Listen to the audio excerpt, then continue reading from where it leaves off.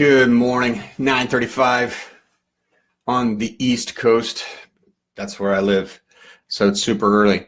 I wanted to share with you 5 things that you can do to launch your coaching business today. And another thing I might title this as would be what I would do if I were launching my coaching business today.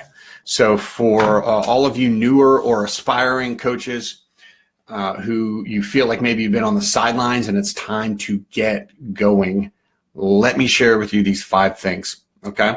I've shared them before. Won't be the first time you've heard them come out of my mouth, but hopefully it'll get you leverage today, all right? And the first thing is this: stop hiding. Stop hiding. I know so many newer or aspiring coaches who take one more course or one more program or one more certification. They want to read one more book before they actually start their coaching business, simply because they're afraid to start. You're never going to feel ready. You're never going to feel 100% confident to move forward and launch. So stop hiding, make the decision, and go. You don't need more certifications. You don't need them. 1, 2, 3, 4 is enough. Trust me. Nothing wrong with certification. I love it. It means that you've been trained on how to coach. That's all it means. That's it. No one cares. No one cares other than you about your certification. So it is time to stop hiding behind one more thing that's going to make you feel ready, and it is time to start moving forward, because you're never, ever going to feel ready, ever. We never feel ready to do the great things. We do them, and then afterwards, we feel ready. That's how it works. And even for me in my business, where my business is at right now, it's at a really great point. It's grown and grown and grown. I've loved the process, but I still am not ready to launch into my new phases with my business. But I do it anyways, because this is what I love to do. So stop hiding. That's number 1. Number 2, start taking on clients that pay you now. Make the decision that you're going to bring on paying clients. It doesn't matter what your expertise is, right? There are potential clients everywhere. We're going to talk about this in a minute, right? There are people who need your help, and if you can help them, you should be bringing them on as a paid client. All you have to do is answer 2 questions. 1, can I help this person I'm talking to right now? If that answer is yes, then you have to answer this question: are they better off working with me over 4 to 8 weeks or not? If they're better off working with you over 4 to 8 weeks or 12 or however long your packages and your offer is, then bring them on board. Tell them you can help them. Have that conversation.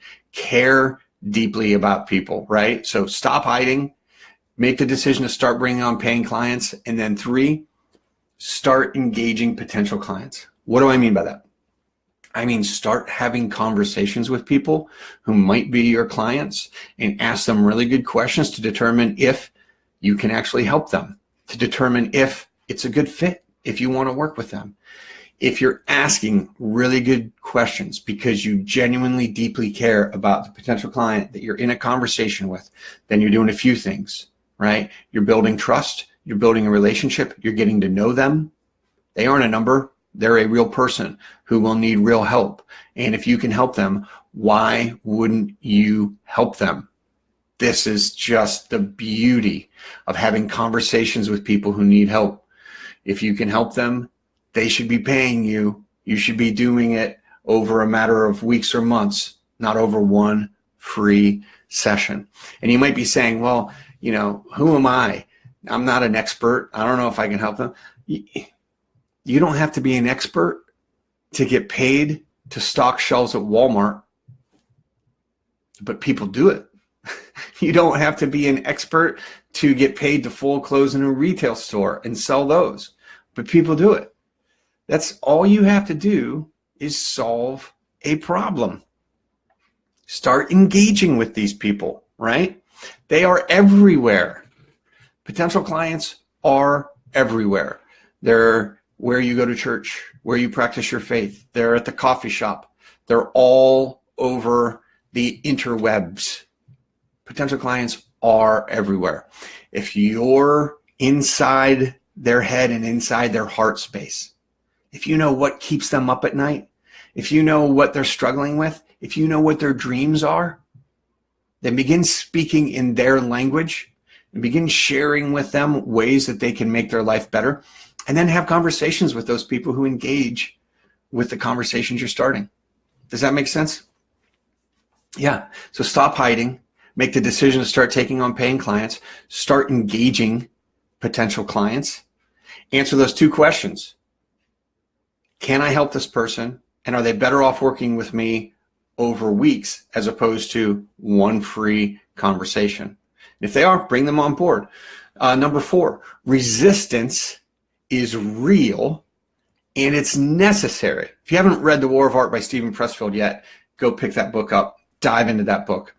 Anytime you make a decision to make the world a better place or to make yourself better or to grow, resistance is going to pop up. This is beautiful. This is necessary. This is how you know you're going in the right direction because of the resistance that's coming at you. Other people will freak out. Oh no, it's a sign that I shouldn't be doing this. That's BS. Resistance is what you need to show you you're on the right path. You know that planes can't take off unless there's some wind resistance, period.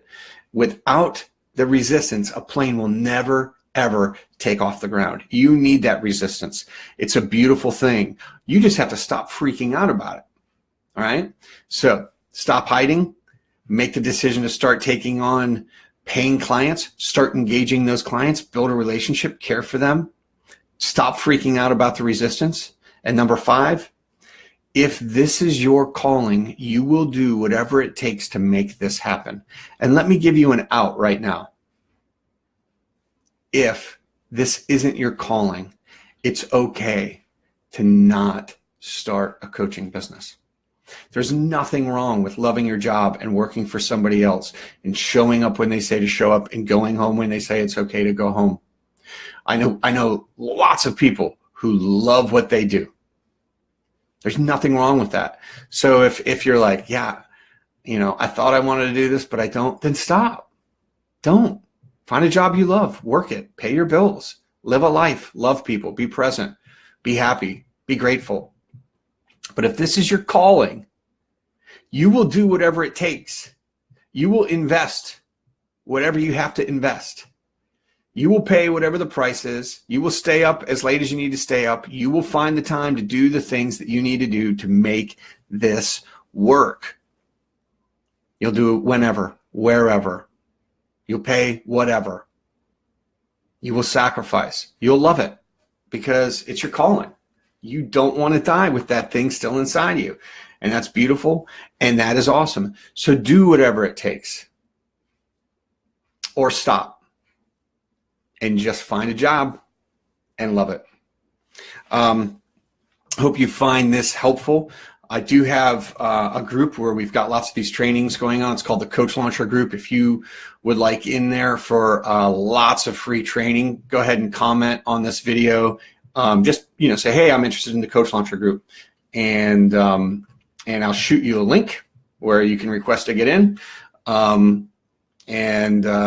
Yeah, there'll be a ton more training in there. Be happy to bring you on board. Or drop me any other questions you might have, and we'll tackle them in another live video. Or I'll put together some resources and some content that you can use that will answer your questions. Hope you're doing well. Ryan Ricketts, hope you're doing good, brother. All right. Have a beautiful, beautiful day.